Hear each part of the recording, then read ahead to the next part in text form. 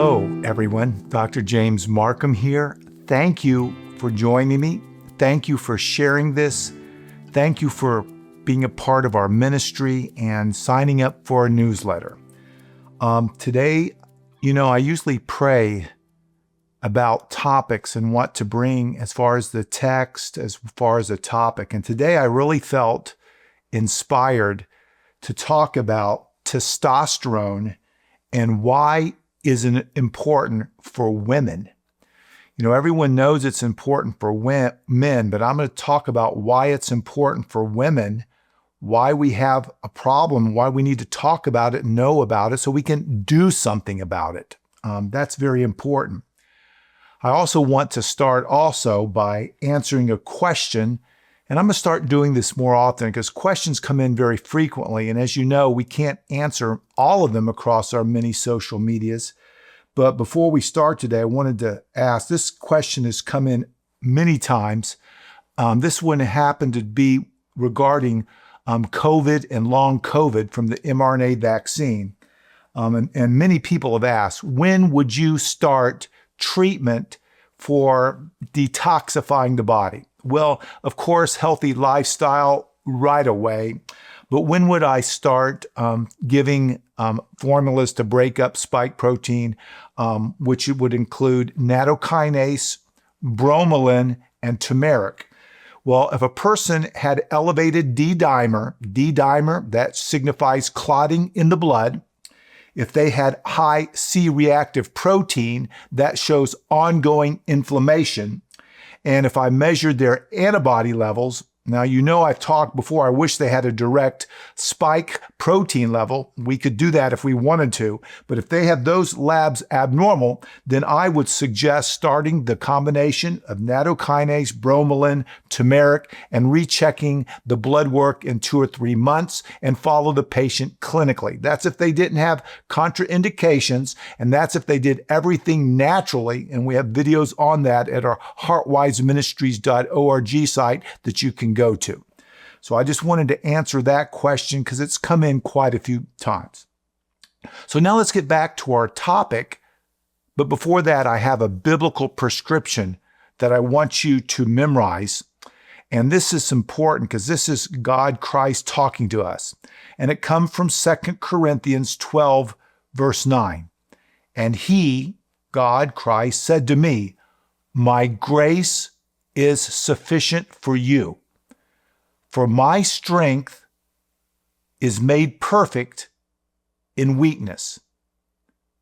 Therefore, most gladly, I will rather boast in my infirmities, that the power of Christ may rest upon me." So there's many out there that have weaknesses. I have lots of weaknesses, health-wise, mental-wise, life-wise. But I have hope because my real prescription is the grace that comes from God by abiding in Him. We get His strength, and then He makes us perfect. So sometimes it might be better to have some trials and weaknesses if we turn to Christ for our ultimate healing. So let's go on now to our main topic, testosterone. Everyone has heard about it. There's lots of commercials on television saying, hey, you can benefit by taking testosterone. Men love it. Why is this an issue? Well, why do we even talk about this? Well, when your testosterone level is low, it affects men in many ways. It changes their whole life. It changes their relationships with others. It changes their energy level. It changes their desire. It changes their sleep patterns. Remember, testosterone is a hormone that regulates many different things. Well, how are women affected? Well, when men are affected, women are affected indirectly. So women have to deal with men, and if men's testosterone is low and they're not doing well, and it comes out and the relationships with women change, things get unhealthy. And also, if the levels are going down, it affects the fertility rates if people want to have families. It affects our country in bringing up another generation. So this low testosterone not only affects men, but it also affects women. So it's a concern for men. It's a concern for women who have to deal with men, especially if they want to reproduce in the relationships. It also affects our society in our country. So low testosterone level is a concern, and it's happening. It's been estimated that in this generation of men, the testosterone levels are 1/2 of what it used to be. So that means the fathers and grandfathers had testosterone levels at similar ages that were much higher. So in understanding the big problem for everyone about low testosterone, we need to talk about, well, why has it gone down and what can we do and what should we do? Of course, it can be genetics. We don't have too many people with Klinefelter's disease, Turner syndrome. Of course, people that get mumps can have inflammation of their testes. That's called orchitis. That can turn down the levels. Of course, trauma can do it. Radiation, damage to the brain that stimulates the production of testosterone, that can damage it. But those numbers have been flat, and yet our numbers are going down. So we have to look for other causes of low testosterone that's affecting women and their relationships with men and reproducing and dealing with men, and especially if they have lack of motivation, lack of libido, lack of muscles, bones are breaking, more health problems at earlier ages. So that's important for the women. It's important for men because they want to be healthy, and it's important for our entire world because we have to stay reproducing, we have to stay normal. So some medicines that do it, the testosterone medicines that decrease it are the opioids and steroids. But more important are these factors, I think, these factors that I want to talk about and things that we can do about it. So stress in general, that's number one. Stress in general decreases the level of testosterone. So stress creates inflammation in the body. Inflammation damages our DNA and genetics, so everything doesn't work well. When we're under stress from any reason, our cortisol level goes up. When our cortisol level goes up, our testosterone level goes down. So we have to deal with stress. So that's causing a big problem in our world, more stress than ever before. Number two, obesity. Well, obesity, being overweight, carrying extra fat. The CDC recently said that as much as 70% of men are now carrying extra weight. That's a lot of people. Well, what extra weight does in the body is when you carry extra weight, fat, an enzyme goes up called aromatase. Aromatase converts testosterone to estrogen. So more weight, more aromatase, more estrogen, less testosterone. So just getting rid of the extra weight can help our testosterone level. So we have anything that causes stress decreases the level, extra weight decreases the level. And then third big factor that I think is lowering our levels across the world. And why is this important? Well, if we've gone down 50% in the last generation, we can't afford to go down another 50% in future generations. It's going to create it's another chronic health problem. But the foods that do it, the ultra processed foods, all the artificial dyes, colorings, what happens is a lot of these processed foods, especially the ones with lots of fat, lots of sodium, it changes insulin resistance. Insulin resistance decreases testosterone. Fat also increases inflammation, and that causes problems as well. Especially the inflammation on our DNA changes the way the DNA signals. These signaling pathways become altered, lowering testosterone as well. All the artificial preservatives we talked about, some called aspartame, the xenoestrogens, we find those a lot in plastics and pesticides. There's one called atrazine that we see it's an herbicide that they put on corn and grain.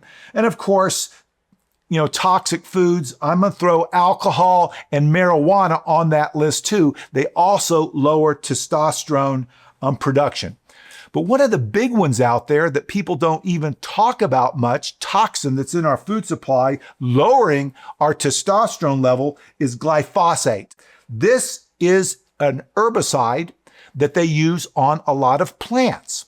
A lot of people don't realize it, but even if you're eating a good diet of fruits, vegetables, nuts, and grains, we can have this herbicide, glyphosate, in it, and that can be causing problems lowering testosterone. So it gets in the ground, and it alters the ability of the plant to take up micronutrients. So people that have low testosterone need to be aware of this. They probably need to take extra minerals, especially zinc and vitamin D. For years they would spray it on all of these. And for a while, the acceptable level was about 20 milligrams per kilogram. But recently, not too long ago, Monsanto, now that it's now Bayer, but they lobbied to increase those levels. So we even have more of this glyphosate in our food supply everywhere that they put on crops that they're not aware of, that's changing not only the micronutrients, but changing our bodies. We find glyphosate in oats, in processed foods. They've measured it in the urine of many people, and they found that it does bring down the sperm count, and it lowers testosterone. So what we want to look for is realize we want to try to eat more organic, and nowadays they're actually labeling this glyphosate residual free. And for sure, when you get your food, make sure you wash it, peel it. That will get this chemical off your food if you can't buy organic. And there's some people that think things like chlorella and cilantro help purge the body of this glyphosate chemical. You're going to probably, if you're not be careful, you make sure you have some supplements. Zinc and vitamin D are the most common ones. So I wanted to let you know that low testosterone is a problem for women. Of course, it's a problem for men. It's also a problem for society. We cannot afford the next generation to have this low testosterone affecting everything that we've talked about. So what can we do today? Well, work on the stress, work on the extra weight, work on eating a little bit healthier. Maybe you can throw some cilantro. Make sure you have vitamin D and some of the trace minerals like zinc and those type of things. If you're alcohol and marijuana type person, try to get rid of those. Other things that have shown helpful in increasing those is exercise, because of course you burn fat, less aromatase, less conversion of testosterone to estrogen. So that's a good thing to do. Then the question always comes up, and we see this in the news, should I take a testosterone medication? Testosterone replacement therapy is what they call it. Well, you have to look at the risk of it versus the benefits. Well, the benefits is you feel better, you get the numbers up. And many people are doing this first off because they don't want to do these other things that I talked about. So this is very much an individual decision that you have to pray about, that you have to ask God for His grace in helping you understand this. Because like I said, low testosterone is a weakness, but God's grace and His strength is perfect in our weakness. So we have to turn to Him for these answers. But as far as testosterone replacement treatment, it does increase the cardiovascular risk. It's a steroid.